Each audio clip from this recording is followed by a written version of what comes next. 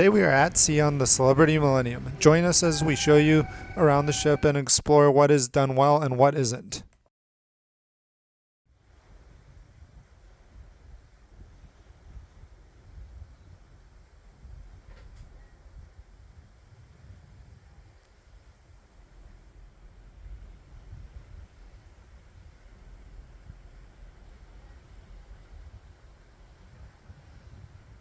We start off by heading through the art gallery and up the stairs to me and my dad's room. As you can see, it is a fairly standard ship cabin with 2 beds, a bathroom with sinks, toilets, and shower, as well as modern marble backsplash. It also comes with nightstands, cabinets, writing desk, comfy chair, and a flat screen TV. The balcony is a standard cabin size with 2 lounge chairs and a small table.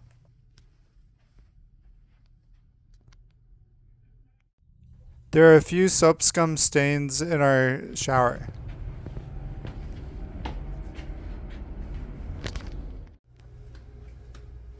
Let's head to the girls' cabin now. For those of you who don't know, this is what a hallway of staterooms looks like on board a cruise ship. Now wait, what? Why is their cabin so big? It's double or triple the size of ours with similar features. Now let's check out their balcony. If I can get it open, the opener is wonky. Their balcony is like the size of our cabin or bigger, and it overlooks the stern or back of the ship.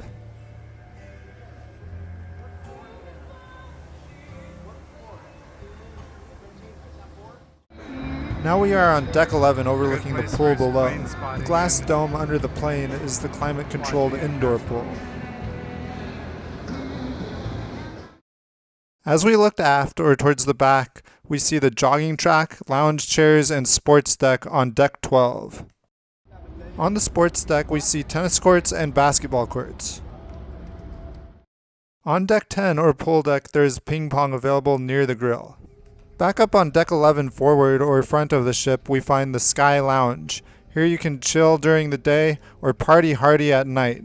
There are also board games available.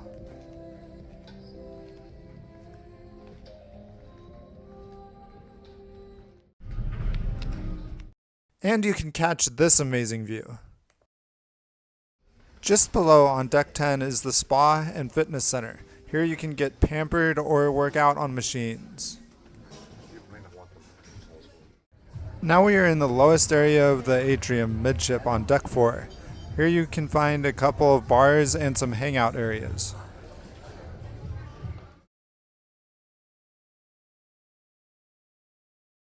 Also on deck 4, we stumble upon the casino, which is open when we are at sea. Both my dad and I lost $10 here.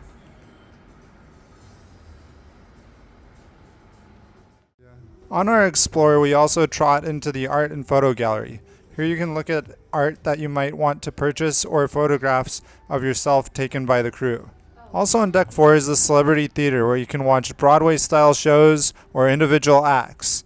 This theater also has a balcony on deck 5.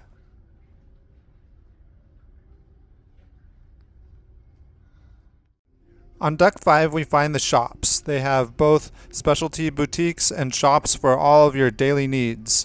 They are only open at sea.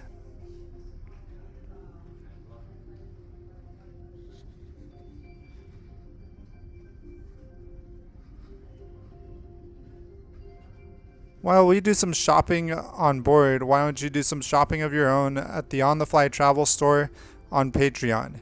Here you can find shirts, cups, water bottles, puzzles, toys, pretty much anything that you need while you travel. And you can even find art as well and photographs.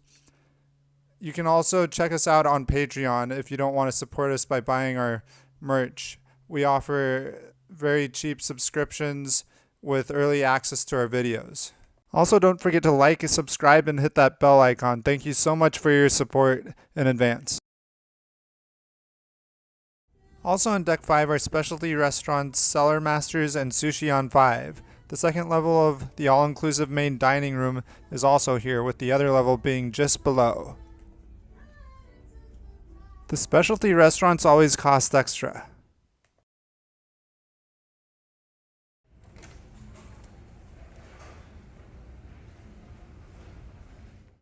Now we find ourselves back on Deck 10 at the Ocean View Cafe, which is the buffet restaurant on board. It is located midship to aft.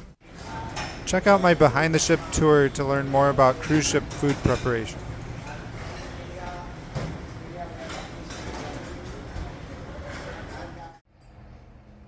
Overall, I enjoyed sailing the Celebrity Millennium. The food was great, and the cruise had an excellent ratio of port to sea days, making this cruise a great way to get a taste of multiple countries. Cruises seem to be a huge reason as to why I am so well traveled. However, the value I see diminishes with 50% or more at sea days and time spent at a cruise line's private island, a trend I find worrying. This being an older ship renovated in 2019, there are bound to be some imperfections. It appeared there were some soap scum stains in my shower. Also, I stored a pair of my shorts at the back of my nightstand shelf, and when I pulled them out a few days later, they were covered in dust. However, you have to give the stewards some breaks as they work very hard cleaning 20 plus rooms per day, and it is difficult to check every nook and cranny. Celebrity's booking process and app is much more of a pain. We added my cousin last minute, which the Celebrity rep said we could do and paid for the cruise in full. For some reason, a week or so before our cruise, my dad and I were informed that our cruise had been canceled and our room was sold out from underneath us.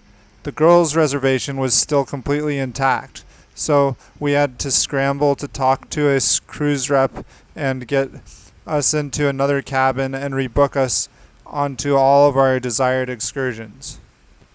Whether it was an oversight on our part booking on the fly around 3 weeks before, or there is some sort of hanky-panky going on there, I do not know. The Celebrity app is just as bad, or maybe it is just confusion caused by one party joining late. You can't add or subtract people from paid excursions at will.